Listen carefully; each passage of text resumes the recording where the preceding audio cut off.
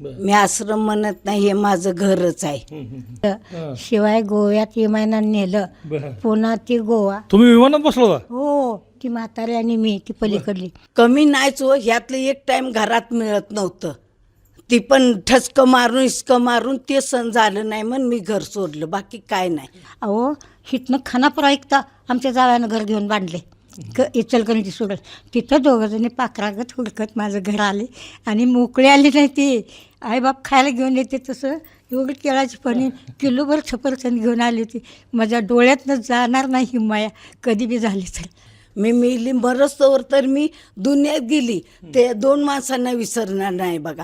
मला मुलगा नाही, माझी उत्पन्न काय नाही, माझी काडी इकती उत्पन्न नाही. मी ह्यांना काय देणार आहे, काय देत नाही. पण मला लेकाच्या वर सांभाळते ती. ही कसला उपकार म्हणायचा मला सांगा. स्वतःचे लेक सांभाळत नाही ती, त्याच्यावर आपल्याला इथं सांभाळते ती. म्हणजे आपण टीचर किंवा सर जसे मुलांना हे करतात तसं ते मायेनं प्रेमानं शिकवतात. आणि समजा यांनी सांगितलं आम्ही आता इकडे येणारच नाही, असं कधी होईल? असं त्यांना जाता येणारच नाही, येणारच नाही जाता जाता. शाळा मास्तरला बदली करून देतेली, तसं यांना बदली करून द्यायचं काही कामच नाही. तसं आता आपल्या मुलाला आपण कुठलीच आई नावं ठेवत नाही, पण तरी पण तसं नको होतं करायला.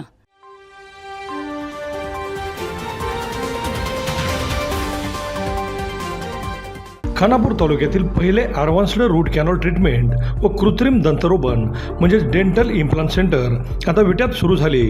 येथे ॲडव्हान्स्ड रूट कॅनॉल म्हणजेच रूट कॅनॉल ट्रीटमेंट ही पूर्वीच्या पद्धतीने 3, 4 किंवा 5 सेटिंगमध्ये केली जात होती. तीच ट्रीटमेंट लॅबेमोडसारख्या ॲडव्हान्स दुर्बिणीद्वारे केवळ एकाच सेटिंगमध्ये किंवा एकाच विजिटमध्ये पूर्ण होते. त्यामुळे कमी कालावधीत जर जास्त दातांची ट्रीटमेंट असेल तर 2 ते 3 सेटिंगमध्ये ब्रिज बसवण्यासारख्या ट्रीटमेंट देखील पूर्ण होतात. तसेच या हॉस्पिटलमध्ये स्वतंत्र कृत्रिम दंतरोपण म्हणजेच डेंटल इम्प्लांटसाठी ऑपरेशन थिएटर असणारे हे तालुक्यातील पहिलेच डेंटल हॉस्पिटल आहे. येथील सर्व ट्रीटमेंट हॉस्पिटलमधीलच तज्ज्ञ डॉक्टर्स पूर्ण करतात. डॉक्टर पृथ्वीराज देशमुख व डॉक्टर पूजा देशमुख हे रूट कॅनॉल व इम्प्लांटमधील अनुभवी व दातांमधील MDS म्हणजेच masters of dental surgery he degree प्राप्त असून सर्वच अत्याधुनिक ट्रीटमेंट ह्या एकाच छताखाली केल्या जातात. चला तर मग आपल्या दातांच्या कुठल्याही समस्यासाठी आजच भेट द्या.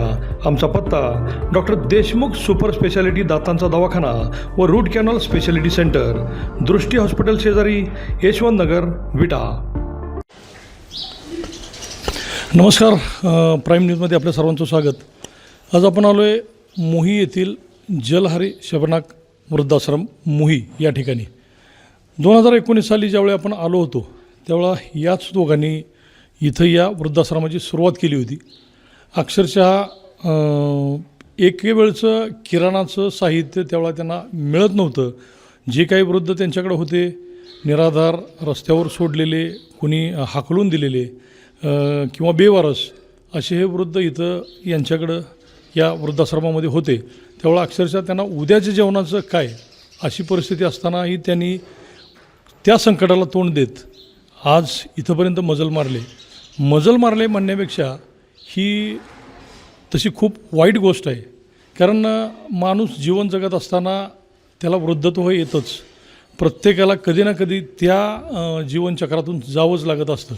आज इथं आपण बघतोय या वृद्धाश्रमामध्ये नोकरी करत असलेले काही बँकेतील अधिकारी आहेत, काही व्यापारी आहेत, घरची चांगली परिस्थिती आहे, काहींना सांभाळायचं नाही आपल्या आईवडिलांना, अशानेही त्यांना इथं आणून सोडले.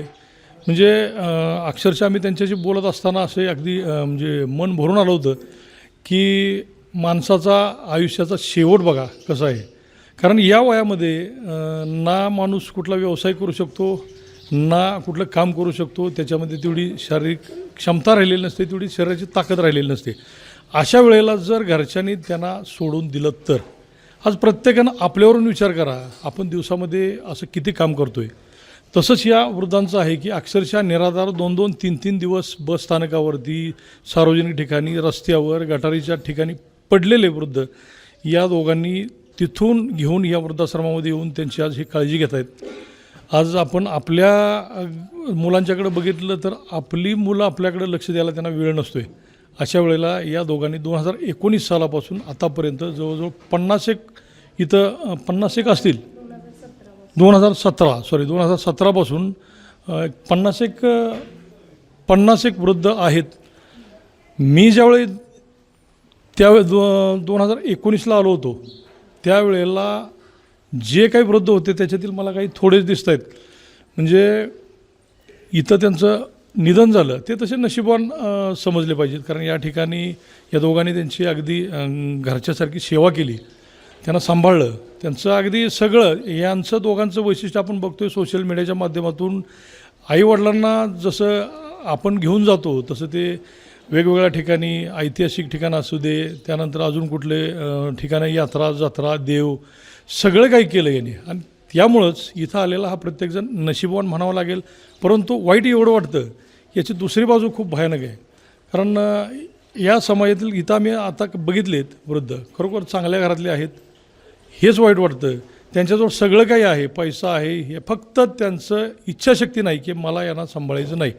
म्हणजे आयुष्यामध्ये परमेश्वरानं सगळं काही दिलेलं असतानाही ही नफरत ही जी त्यांना दिले त्यातून त्यांना बाहेर काढलं गेले आणि ते हे दोघं एवढं मोठं पवित्र काम करतायत. आज आपण त्यांची चर्चा करतोय. नेमकं काय सांगाल, आज आपल्या इथं जे काही वृद्ध आलेत ते नेमके कुठल्या कारणातून आलेत आणि म्हणजे का आलेत? सर, सर्वप्रथम मी आपल्या प्राईम न्यूजचा खूप खूप धन्यवाद मानतो, कारण ह्यापूर्वीसुद्धा कोविडच्या आसपास आपणच याचं जनतेपर्यंत पोचवण्याचं खूप मोलाचं असं एक सहकार्य आपण आपल्या माध्यमातून केलं होतं. त्याबद्दल मी तुमचे खरंच अभिजित सर आणि तुमच्या सर्व टीमचे आभार किंवा धन्यवाद व्यक्त करतो. त्याचबरोबर सांगायचं म्हणजे सर, आत्ता खूपच वाईट तशी परिस्थिती आहे, कारण आपल्याकडे जे वृद्ध आहेत आज वेगवेगळ्या माध्यमातून जे आलेली आहेत, रस्त्यावरून आलेली आहेत, पोलीस स्टेशनमधून आलेली आहेत, सिव्हिल हॉस्पिटलमधून आलेली आहेत, सरपंचांमार्फत आलेली आहेत. पण अशा केसेस आहेत की ऐकल्यानंतर किंवा पाहिल्यानंतर असं वाटतं की असे राक्षसी वृत्तीचे लोक आहेत का समाजामध्ये वावरणारी, आणि जी त्यांच्या नात्यातली आहेत, मुलं आहेत किंवा इतर जे पण आहेत, याचं खूप आश्चर्य वाटतं की अशी लोक समाजामध्ये आहेत.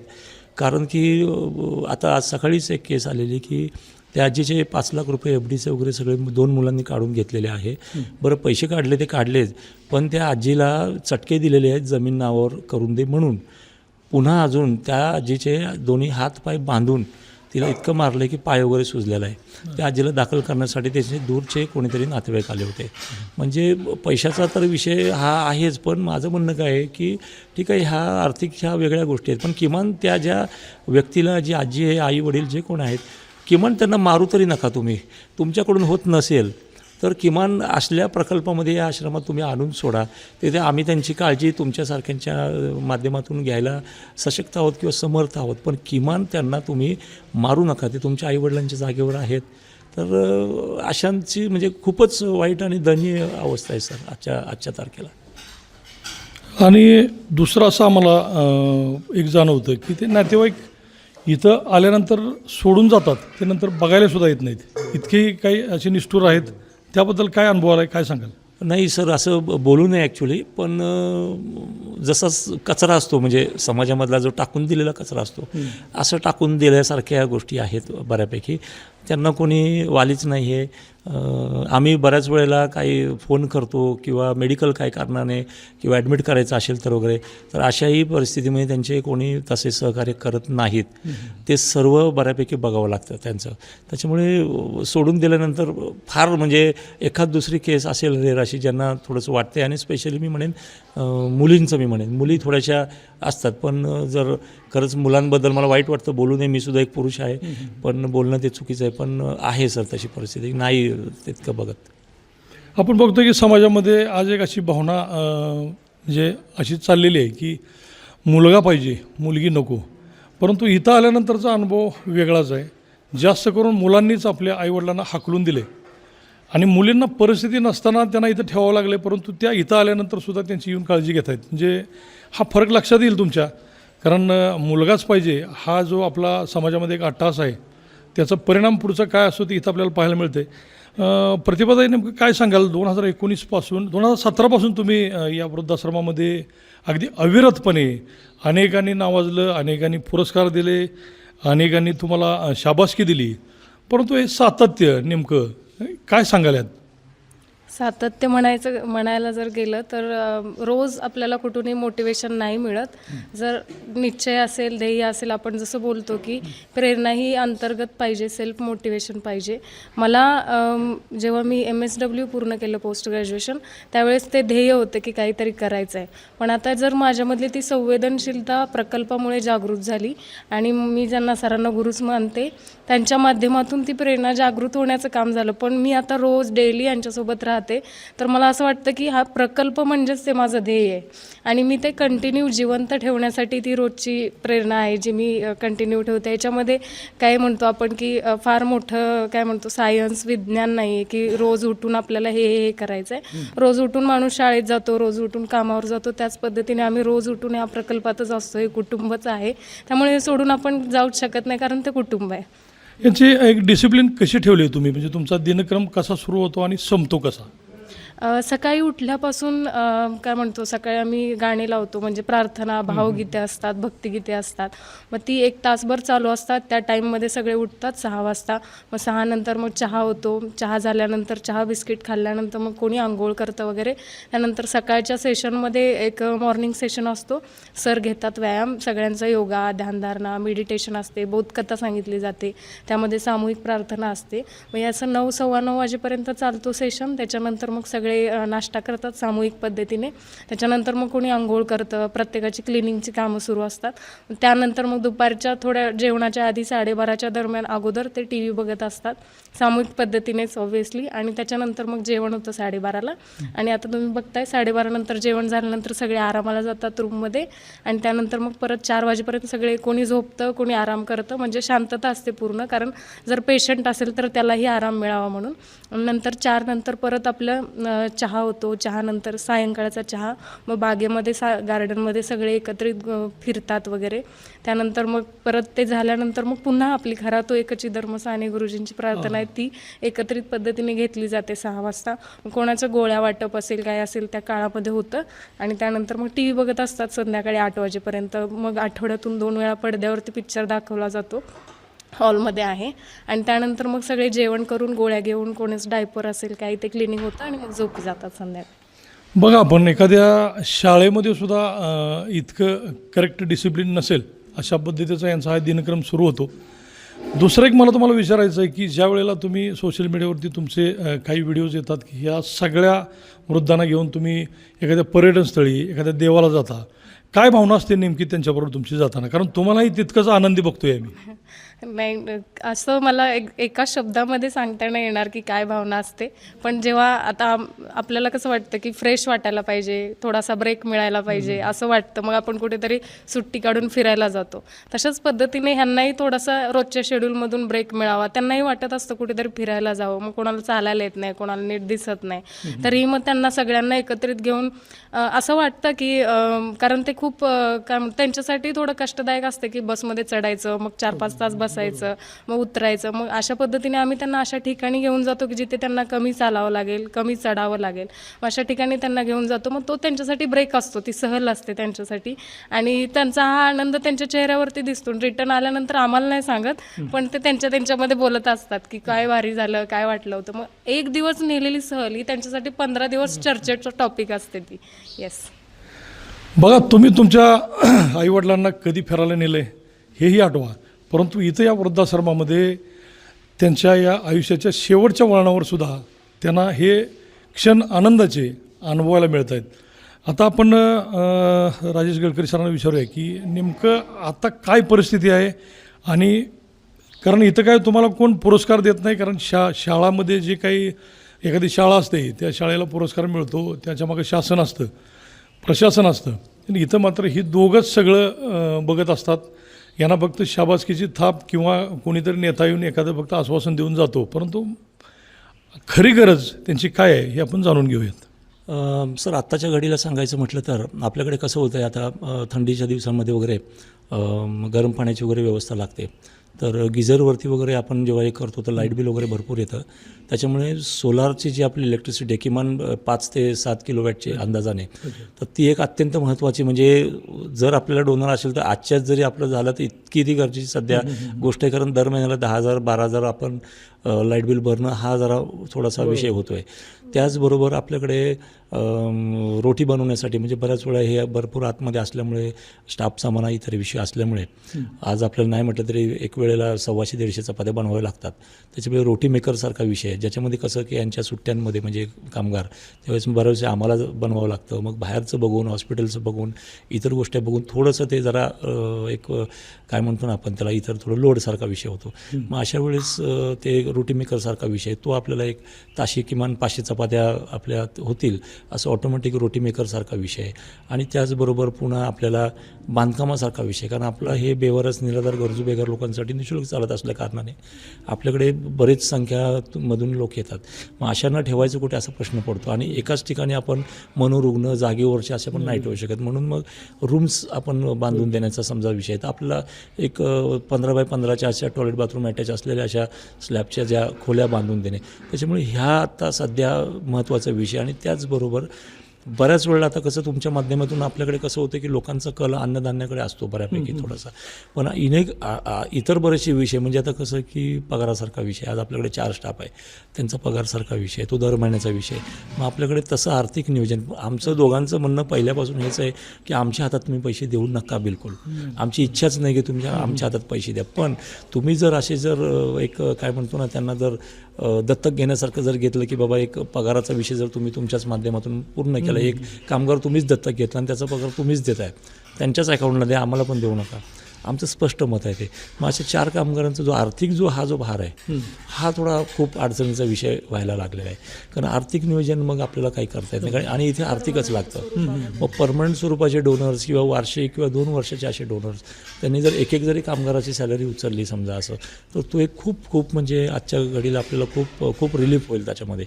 अन्नधान्याचा विषय बऱ्यापैकी होतो नाही असं नाही आहे, पण हे जे मी सांगतो आहे ह्या 2-3 गोष्टी म्हणजे सोलार पॅनल असेल, इलेक्ट्रिसिटीचं किंवा सॅलरीसारखा विषय आहे किंवा बांधकामसारखे विषय आहेत, रोटी मेकर आहे, हे सध्याच्या घडीला अत्यंत म्हणजे सध्या गरजेचे विषय सर. आपण बघतोय की इथं वृद्धांची संख्या दिवसेंदिवस वाढते. अशा वेळेला त्यांच्या म्हणजे सुरक्षेसाठी त्यांचे जी काही देखभाल करायची आहे त्यावेळेला रोटी मेकर मशीनची आवश्यकता आहे, सोलारची आवश्यकता आहे.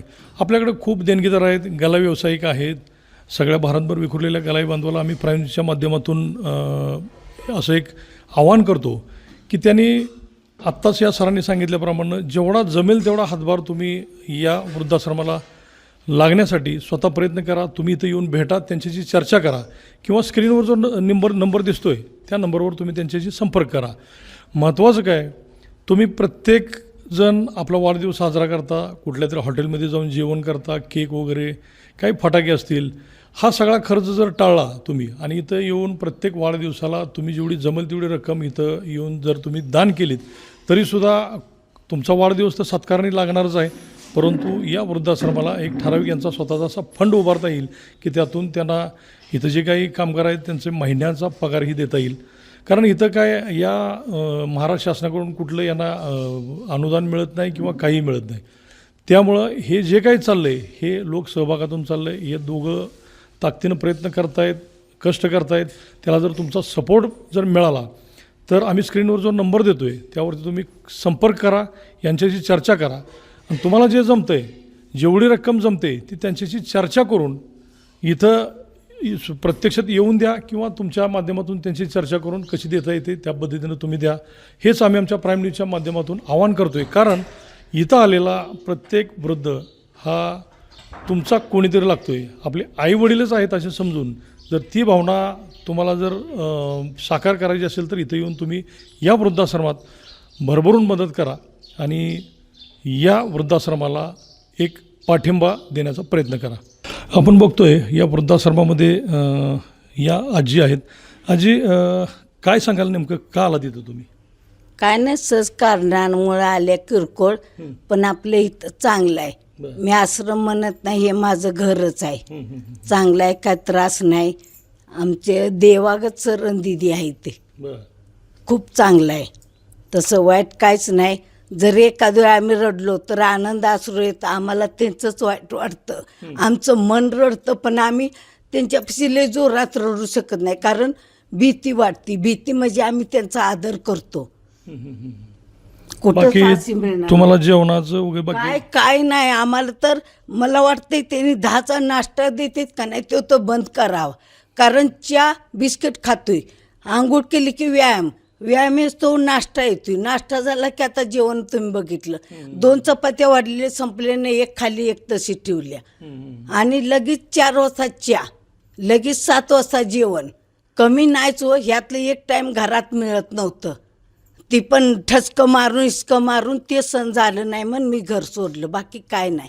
मी मेली मरस्तवर तर मी दुनियात गेली ते 2 माणसांना विसरणार नाही बघा. मी गेली का नाही मुलीकडं, माझं सारखं तोंड या दोघांच्यासाठी चालू असतं बघा. आमच्या दिदी असल्या, आमच्या मॅडमच्या, माझी नातोंड तुझ्या मॅडम म्हणतेस लय चांगले आहेत. कुठं आहेत ग? मग मुलीच्या मोबाईलमधलं फोटो दाखवलं. आता ती सासू बोलायला लागल्या, ती सासूनं हाणून घेतलं. अगं असल्या मॅडमला काय सुचली? ही असली माणसं काम न सांभाळते ती. मग आमची पोरगी म्हणजे तुमच्या सगळी नसते येतं. लई चांगली आहेत व लई चांगली. कधी ही नसती तर तुम्ही आला असता का नाही तरी आम्ही हेच बोललो असतो. बरोबर. बघा आपण इथं या आजी पण आहेत. आजी काय सांगाल तुम्ही इथं आलाय? मी इथं आली, माझं गुडघं दुखत्यात म्हणून चालायत नाही. इथं आम्हाला लय चांगलं आहे. इथं आलं आणि तकडे गेलं तर केव्हा येईन होतं. जाऊ पण वाटत नाही, पण कामाकारणं जाते. आम्हाला लय चांगलं सांभाळते ती. काय कामासाठी जातात तिकडे?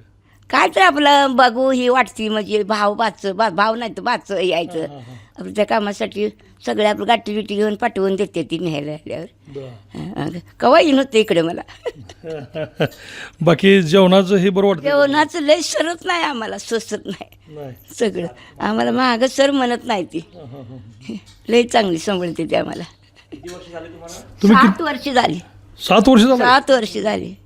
ही 2 वर्ष झाली तर बांधून, आता याला 9 वर्ष 7 वर्ष झाले मला. पण महाग सर दोघं म्हणत नाही ती. ह्या माणसाने मला गोव्याला नेऊन 2 दिवस राहिलं. तिथलं सगळं बिल ह्यानेच केलं. शिवाय गोव्यात विमानानं नेलं. पुन्हा ती गोवा. तुम्ही विमानात बसला होता? हो, ती म्हातारी आणि मी ती पलीकडली. मग आता पहिल्यांदा आम्ही बसलो. आमच्या ताकदीमुळं त्यांनी किती काळजी घ्यायची. एका जागेवरनं 2-2, 3-3 दोघं उठली.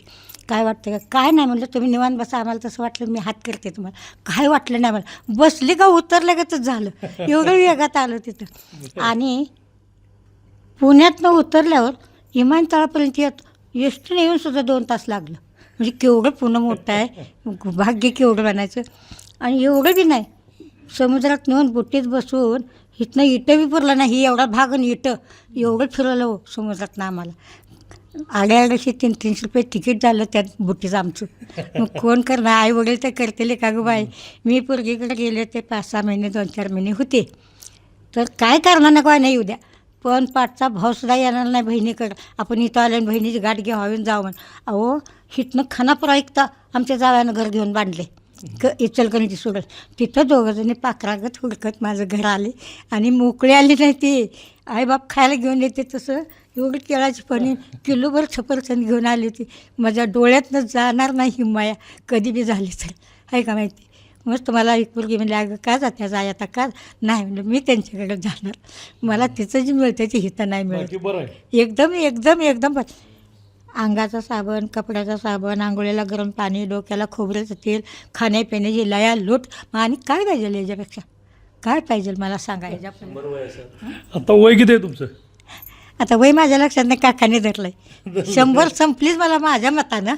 पण आपल्या एक सांगण्यात येईल की एखादं कमी असेल, पण 100 वर्षे मला झाले. मायाच्या अंती झालेल्या मुलासने साठवलेले पैसे, शेत, वाडा, गुरंढोरं सगळं स्वदेने करते ती. आणि निघून शेवटाला भारताना ढकलते ती. मला मुलगा नाही, माझी उत्पन्न काय नाही, माझी काळी एकटी उत्पन्न नाही. मी ह्यांना काय देणार, काय देत नाही. पण मला लेकाच्या वर सांभाळते ती. ही कसला उपकार म्हणायचा मला सांगा. स्वतःचे लेक सांभाळत नाही ती, त्याच्यावर आपल्याला इथं सांभाळते ती. किती सेवा म्हणून सांगायचं. आंघोळीला गरम पाणी, अंगाचा साबण, कपड्याचा साबण, डोक्याला तेल, शिवाय आणि सगळी सेवा. जरा तोंड सुकलं तर की काळजी घेते ती. काय झालं आज, काय दुखतंय का? म्हणजे एवढी नजर आपल्यावर आहे. आणि आपल्याला कसं वाईट वाटेल मला सांगा तुम्ही. जरा जर जेवायला कोणी बसना, कामा करण्यात असलं, पंगत पाडली, एखादा माणूस कमी असला त्याचं 8 दिवसानं काय झालं त्याला बरं नाही का, मग जेवायला काल नाही, शेजारी झोपते, तुम्हाला उठवून आणायला येत नाही, ती स्वतः खाटीपाशी जाऊन चौकशी करते. म्हणजे कोण घरातली तर करते ते काय वेळ मला सांगा, मग का वाईट वाटणार नाही यांच्यासाठी? मरून पडलं आणि हाक मारली तर उठायचा हुकूत आहे माझा तरी.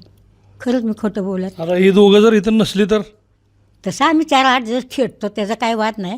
आणि ते स्वयंपाकवाली ही आहे त्या नावाच्या बी सोबत येते, पण आमचं फोन ही चालू असते की सारखं असते, फोन चालू असते.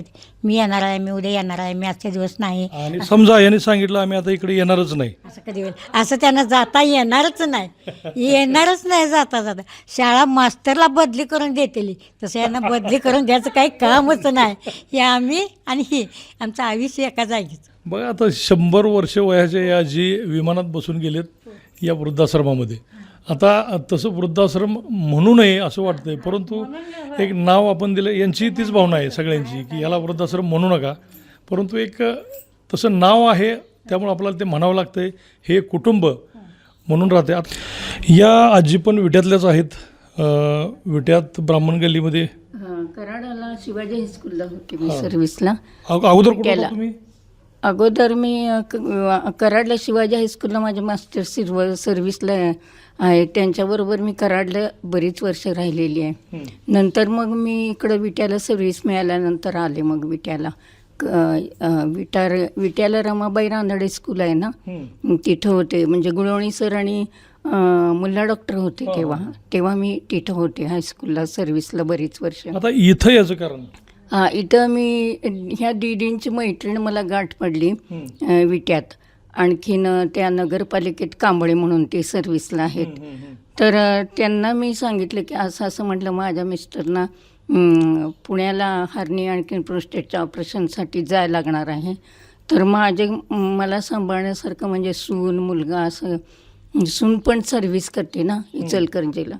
मग मुलगा सून नको म्हणले सांभाळायला, त्यामुळं मग सून मुलगा त्यांनी इकडं मला ह्या दीदीच्या मैत्रिणीने मी सांगून मग त्यांनी ह्यांना फोन केला, दीदीची कांबळे मैत्रीण म्हणून नगरपालिकेत. हां, मग त्यांनी मला ह्यांना सरांना फोन केला आणि मग मला इकडं ह्यांनी आणलं. इथं आल्यानंतर आता कसं वाटतं? इथं आल्यानंतर फार मला छान वाटते. तिथल्यापेक्षा पण मला इथं म्हणजे कोणाचं तसं काय मला टेन्शन येत नाही की आठवणी येते सारखं, असं काही नाही. हेच आपले गुरु आहेत, आपल्याला चांगले शिकवतात. रोज त्यांचे फार सगळ्यांना चांगले संस्कार आहेत. म्हणजे आपण टीचर किंवा सर जसे मुलांना हे करतात तसं ते मायेनं प्रेमानं शिकवतात. आमचं व्यायाम म्हणा, प्रार्थना, परत सकाळी चहा बिस्किट 7 वाजता, पुन्हा लगेच नाश्ता, आता जेवण, पुन्हा संध्याकाळी आता आमची प्रार्थना असते 6 वाजता आणि 4 ते 6. आता चहा झाला की लगेच फिरायला आम्ही इथं बागेत असतो सगळीजणं. तुम्ही रमाबाई रानडेला पण होतात, हो हो. म्हणते की असं मनात वाटतंय का की आयुष्याच्या ह्या वळणावर इथे यायला नको होतं? वाटतंय की तसं काय, पण आता ही चांगलेत म्हटल्यानंतर मला काय टेन्शन येत नाही. मुलगा सांभाळत नाही म्हणजे ते वाटतं की त्यांनी सांभाळायला पाहिजे होतं. म्हणजे ज्या मुलाला तुम्ही लहानापासून मोठं केलं, त्याला त्याच्या पायावर उभं केलं, त्याचे सगळे लाड केलेत आणि तुमच्या म्हातारपणी त्यानं तुम्हाला सोडून दिलं, म्हणजे काय वाटतं? म्हणजे होय की तसं आता आपल्या मुलाला आपण कुठलीच आई नावं ठेवत नाही, पण तरी पण तसं नको होतं करायला, नाही का? हां, कुठल्या पण आईला कुठली पण आई आपल्या मुलाला नावं ठेवत नाही. काय आपले अपराध असले तर पोटात घेते, पण तसं नको होतं का सुनेच्या ह्याने, त्याच्यामुळे त्यांनी तसं केलं. हां, बघा हे अशा घटना घडत असतात समाजात. ह्या शिक्षिका होत्या आणि आज त्यांनी अनेक मुलं घडवली आणि त्यांच्यावर ही वेळ आली इथं राहायची. फक्त मुलानं असं करायला नको होतं असं त्यांना वाटलं. बरोबर. आपण जाणून घेऊया तिथं. नमस्कार. नमस्कार. तुम्ही कधीपासून आहात? 19 आपलं 2017? 17 नाही 19. काय सांगाल, म्हणजे काय इथं आलात? आलो असंच इथंच आपला संपर्क होता, असं येतो. नाही, घरी कोणी सांभाळलं नाही का? घरी कोण नाही? ते घरी मी एकटीच होते. पण बहिणी वगैरे आहेत, ते बहिणी आपापल्या घरी आहेत. साखरवाडीत आमचे वडील कामाला आले होते, त्याच्या ह्यानी मी तिथंच राहिले, नवऱ्यानं सोडून दिल्यामुळं असंच कामधंदा सगळं काय करून खाल्लं. मुलीचं चांगलं करून दिलं, एखादं स्थळ बघून चांगल्या ठिकाणी दिली. श्रीरामपूरला ती असते. आणि असंच एक जणाच्या आमच्या गावातले राहणारे कोण होते, मला काय ओळखीत नव्हतं, त्यांनी आपलं आणलं इथं सोडलं. मग ते राहिले इथंच. आता हे त्यात संपर्कात हे सगळे आले, अशी ह्याच्यात मग दिवस जाता जाता जाता असं करमून गेलं मला. काय वाटतं इथं, म्हणजे बरं वाटतं चांगलं व्यवस्थित आहे, सगळं व्यवस्थित आहे सर. आहे ना? हा सगळं आहे. मॅडम सर ह्यांच्या मायात हे असं बोलण्याचा.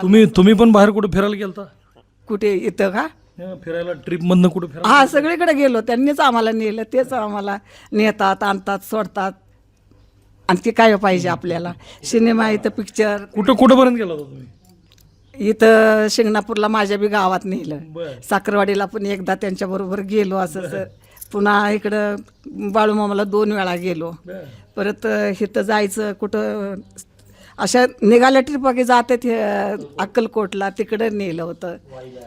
वाईला, त्या काळूबाईला पण आम्ही गेलो होतो. मग आणखी किती ठिकाणी न्यायचं त्यांनी. आता परवा जत्रा झाली तर पण त्यांना काय ते आजारीच होते 2-4 दिवस, त्याच्यामुळे काय जाता नाही आलं. नाही तर आमचा चालला होता विचार.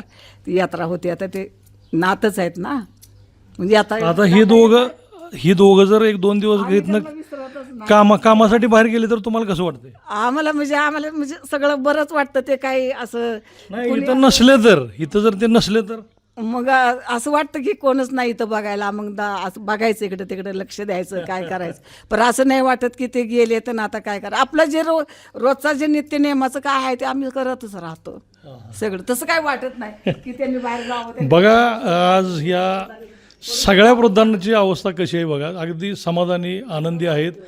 या वळणावर, म्हणजे आयुष्याचं हे शेवटचं वळण खूप अवघड असतं.